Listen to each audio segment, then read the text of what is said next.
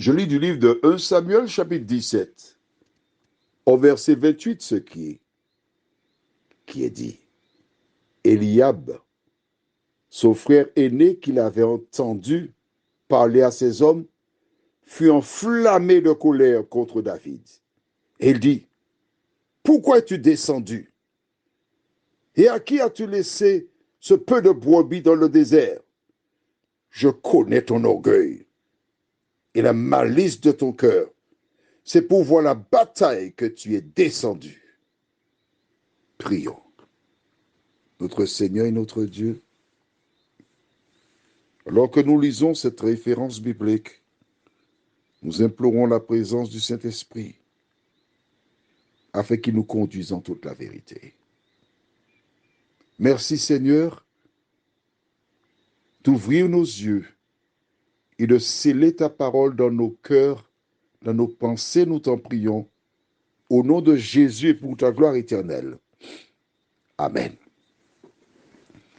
Quand Eliab, le frère aîné de David, l'entend parler, la Bible déclare qu'il fut rempli de colère.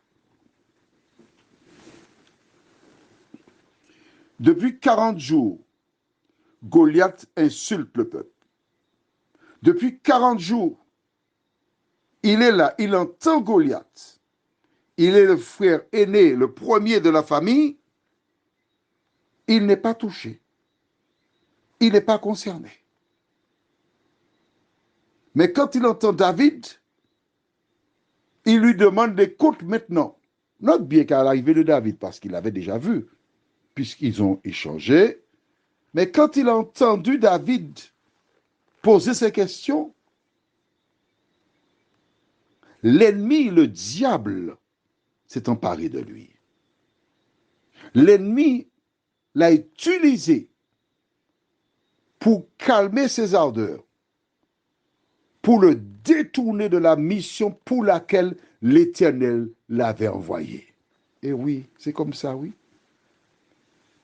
Parce que l'ennemi, il regardait ce qui se passait.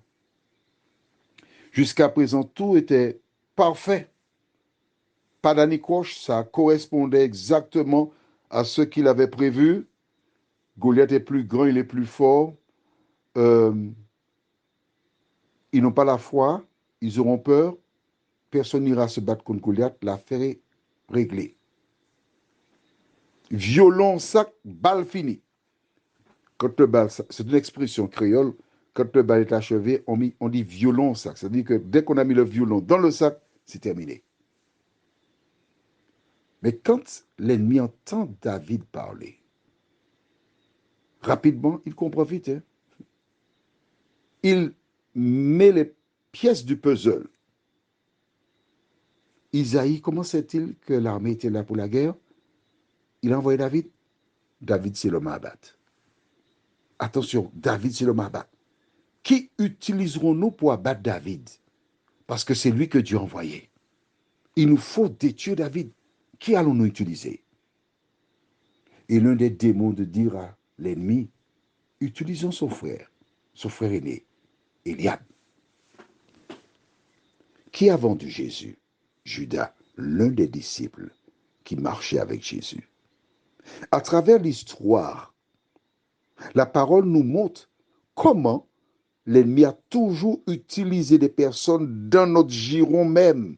Jésus déclara, l'homme aura pour ennemi les gens de sa maison.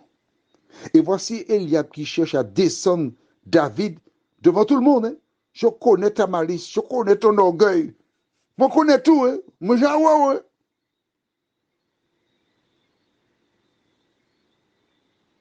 En clair, calme tes ardeurs.